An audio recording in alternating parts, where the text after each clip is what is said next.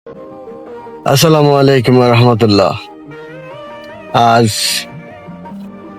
বাংলাদেশের কিছু পাকিস্তানের যারা অনুসরণকারী আছেন তোমাদেরকে ওয়াশ করার জন্য আজ এক ভিডিও নিয়ে আসলাম। অবশ্যই যারা বলে না বাংলাদেশ এবং ভারত এতটা কাছে কেন, এতটা ক্লোজ কেন, এতটা ভারতকে শ্রদ্ধা করে কেন, এতটা ভারতকে ভালোবাসে কেন বাংলাদেশের সাধারণ জনতা, তো তাদের জন্যই। আর যারা ভারতকে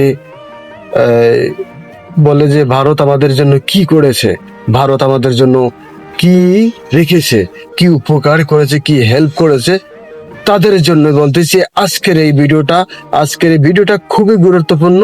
অবশ্যই ভিডিওটা দেখবেন। পুরোপুরি ভিডিওটা দেখার পর যদি ভিডিওটা ভালো লাগে অবশ্যই কমেন্টস করতে ভুলবেন না, এবং আপনাদের মতামত অবশ্যই কমেন্ট বক্সে খোলা রইল। এবং যেই ব্যক্তির ভিডিওটা দেব ওই ব্যক্তির লিঙ্কটা আমি দিয়ে দিতেছি এই আমার এই ফেসবুক পেজে। অবশ্যই আমার পেজটাকে ফলো রাখবেন, এবং কি এরকম নিত্য নতুন ভিডিও নিয়ে যেন আপনাদের মাঝে উপস্থাপন করতে পারি। ধন্যবাদ। চলুন শুরু করা যাক আজকের এই ভিডিওটা। সাল 1971 পাকিস্তানি আর্মি আর বাংলাদেশি বিপ্লবীদের মধ্যে লড়াই চরম পর্যায়ে পৌঁছে যায়। আর এই লড়াইয়ের পূর্বেই বাংলাদেশ নিজেকে একটি স্বাধীন রাষ্ট্র হিসাবে ঘোষণা করে দেয়।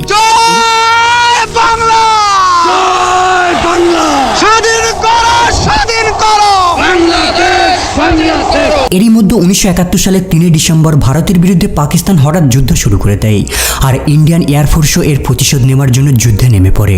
আর ঠিক এভাবেই শুরু হয় 1971 সালের ভারত পাকিস্তান যুদ্ধ। এমন এক যুদ্ধ যার শেষে একটি গোটা দেশ ভাগ হয়ে গিয়ে জন্ম নেয় একটি নতুন দেশ, বাংলাদেশ। আজকের ভিডিওতে জানবেন এই যুদ্ধের সূত্রপাত কিভাবে হয়েছিল, আর বাংলাদেশকে একটি স্বাধীন রাষ্ট্র হিসেবে প্রতিষ্ঠিত করার পেছনে ভারতের কতটা অবদান রয়েছে। 1971 সালের পূর্বে বাংলাদেশ পাকিস্তানেরই অংশ ছিল।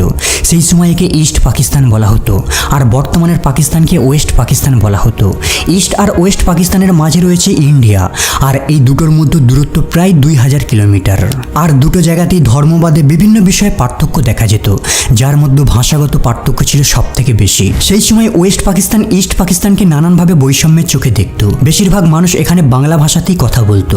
কেবল 10%-এর থেকেও কম মানুষ ছিল এখানে যারা উর্দু ভাষায় কথা বলতো। কিন্তু তারপরেও ওয়েস্ট পাকিস্তান জোরপূর্বক উর্দু ভাষাকে ইস্ট পাকিস্তানের উপর আরোপ করার চেষ্টা করে। 1948 সালে জিন্নাহ ঢাকা শহরে উর্দু ভাষাকে ইউনাইটেড পাকিস্তানের জাতীয় ভাষা বলে ঘোষণা করে, আর বাংলাকে সব ধরনের অফিসিয়াল ডকুমেন্ট, স্ট্যাম্প আর মুদ্রা থেকে সরানো শুরু করে দেয়। Let me make it very clear to you.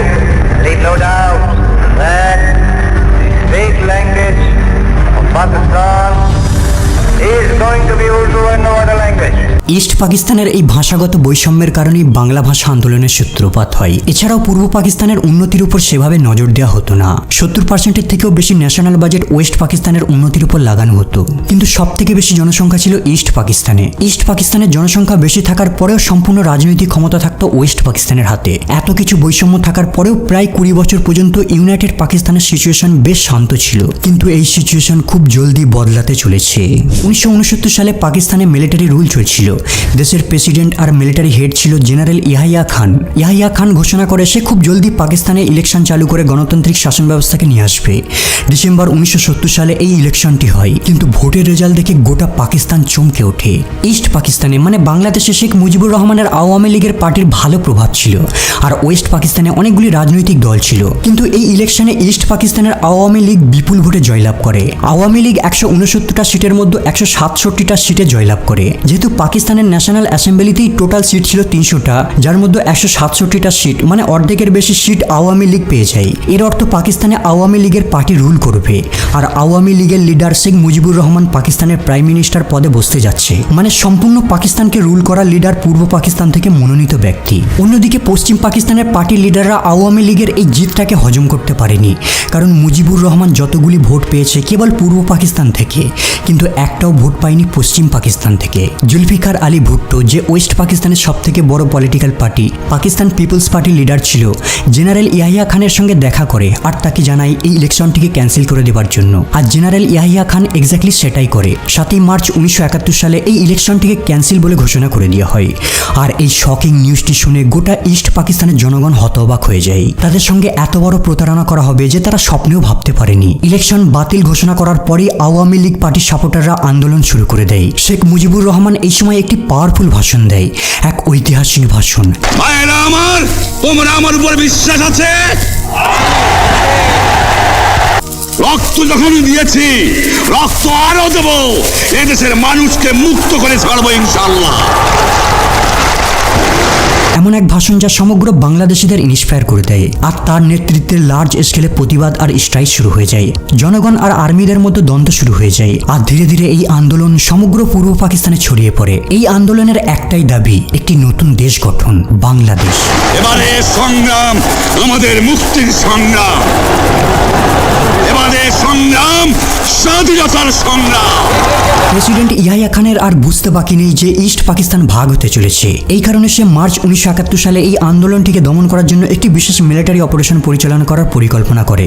এমন এক অপারেশন যা নৃশংসতার সমস্ত লিমিট ক্রস করে ফেলে। 21শে মার্চ 1971 সালে রাতের অন্ধকারে ওয়েস্ট পাকিস্তান থেকে ঢাকার দিকে কিছু প্লেন ফ্লাই করে। কারা ছিল এরা? এরা সবাই ছিল পাকিস্তানি সোলজার, যারা একটি অপারেশন চালাতে আসছে পূর্ব পাকিস্তানে, সার্চ লাইট অপারেশন। পরের দিন শেখ মুজিবুর রহমানকে গ্রেপ্তার করে ইস্ট পাকিস্তান থেকে ওয়েস্ট পাকিস্তানে পাঠিয়ে দেওয়া হয়। কিন্তু গ্রেপ্তার হওয়ার পূর্বে শেখ মুজিবুর রহমান বাংলাদেশকে একটি স্বাধীন স্বতন্ত্র রাষ্ট্র বলে ঘোষণা করে দেয়। এই ঘোষণাটিকে একটি ট্রান্সমিটারের সাহায্যে প্রচার করা হয়েছিল।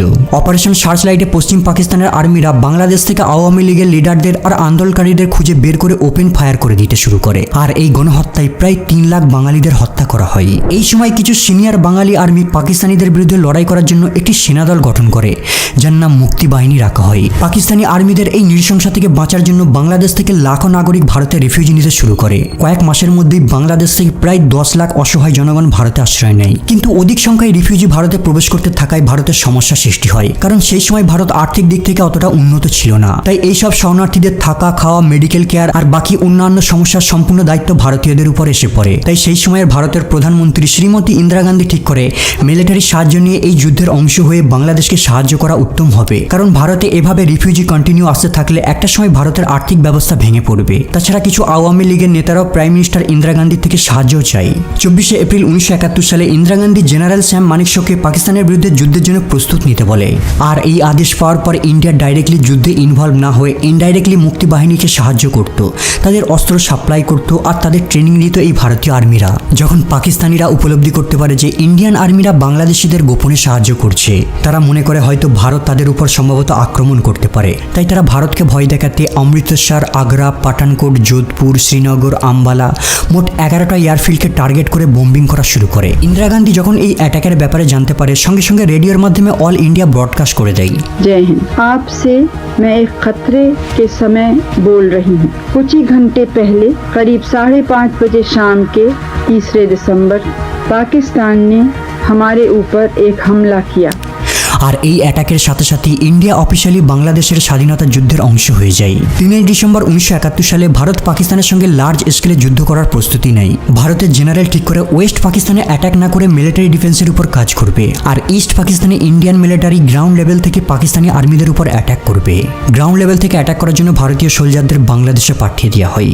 ইন্ডিয়ান আর্মিরা গ্রাউন্ড লেভেল থেকে, সমুদ্র থেকে নেভি আর উপর থেকে বিমানের সাহায্যে পাকিস্তানি আর্মিদের উপর আক্রমণ কন্টিনিউ চালিয়ে যায়। পরের দিন 4 ডিসেম্বর ইন্ডিয়ান এয়ারফোর্স ওয়েস্ট পাকিস্তানে বিমানের সাহায্যে উপর থেকে অ্যাটাক করা শুরু করে। অন্যদিকে ইন্ডিয়ান নেভির ইস্টার্ন ফ্লিট বাংলাদেশের 2টো পোর্ট চিত্তগং আর কক্সবাজারে অ্যাটাক করার জন্য এগিয়ে যায়। তাছাড়া বাংলাদেশে পাকিস্তানি আর্মিদের এয়ার সাপ্লাইকেও কাট আপ করে দেওয়া হয়, আর পানিপথের রাস্তাকেও ভারতীয় নেভিরা ব্লক করে দেয়। আর ভূমির ওপর মুক্তি বাহিনীর সেনারা পাকিস্তানি আর্মিদের খুঁজে বের করে মারা শুরু করে। 12 ডিসেম্বরের মধ্যে ইন্ডিয়া পাকিস্তান যুদ্ধে পাকিস্তান একটা বড় হারকে চোখের সামনে দেখতে পায়। 7 ডিসেম্বরের মধ্যে ইন্ডিয়ান আর্মি পূর্ব পাকিস্তানের মেজর পার্টকে দখল করে নেয়। পূর্ব পাকিস্তানের বড় শহর জেসরকে সবার আগে স্বাধীন করা করা হয়। এখন বাংলাদেশকে সম্পূর্ণভাবে স্বাধীন করার জন্য ঢাকা শহরকে ক্যাপচার করা অত্যন্ত জরুরি। 16 ডিসেম্বর 1971 সালে ইন্ডিয়ান আর্মি ঢাকা শহরকে চতুর্দিক থেকে ঘেরাও করে ফেলে আর পাকিস্তানি আর্মিদের 30 মিনিট সময় দেওয়া হয় সারেন্ডার করার জন্য। এই সময় পাকিস্তানি আর্মিরা জীবন বাঁচানোর জন্য ঢাকা ইউনিভার্সিটির ভেতর লুকিয়েছিল। লেফটেন্যান্ট জেনারেল আমির আব্দুল্লাহ নিয়াজি খান কোনো রকম বিরোধিতা না করে ভারতের সামনে আত্মসমর্পণ করে দেয়। ওই দিন 16 ডিসেম্বর 1971 সালে ঢাকায় 93,000 পাকিস্তানি সেনা ভারতের সামনে আত্মসমর্পণ করে। দ্বিতীয় বিশ্বযুদ্ধের পরে এটাই ছিল পৃথিবীর সবথেকে বড় আত্মসমর্পণ।